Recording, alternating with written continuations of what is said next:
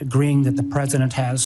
Let me move to Iran. Now, I understand, and I appreciated Director Gabbard, your comments yesterday about agreeing that the president has sole authority, I guess, in his bones to declare whether something is an imminent threat.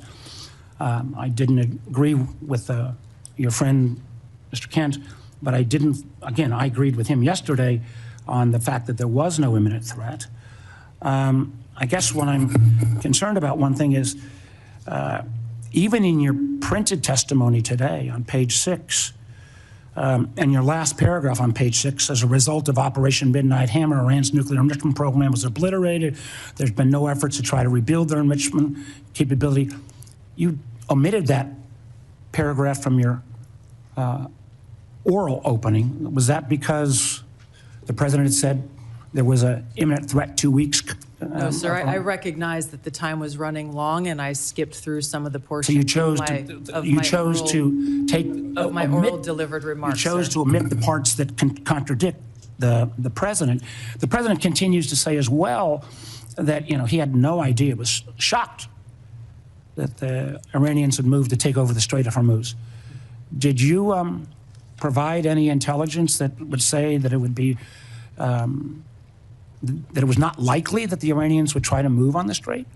I'm not aware of those remarks, and I think those of us here at the table can point to the fact that historically the Iranians have always threatened to leverage their control over why would the president say he was amazed? I'm not aware of those remarks. What about the comments the president made that thought that he was surprised again, reports that Iran struck the adjacent Gulf states? Again, I'm not aware of those remarks. We have well, let me ask you this. Did you brief the president?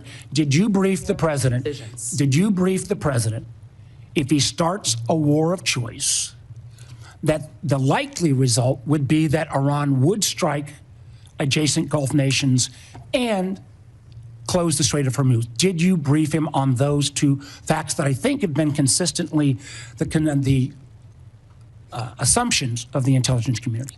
I have not and won't divulge internal conversations. I will say that those of us within the intelligence community continue to provide the president with all of the best objective intelligence available to inform his decisions.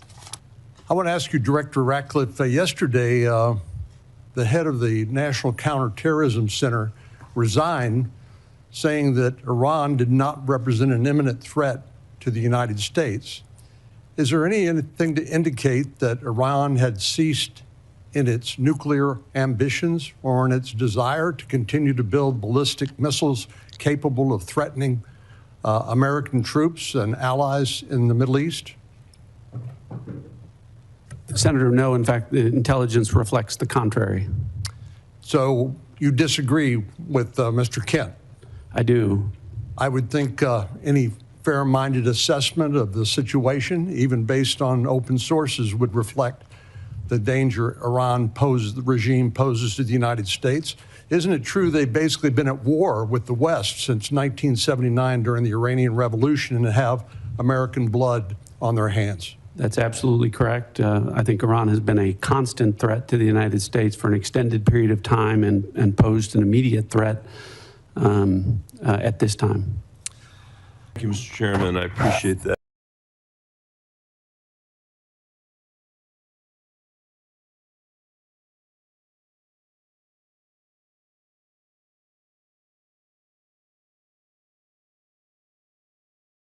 Senator Kelly.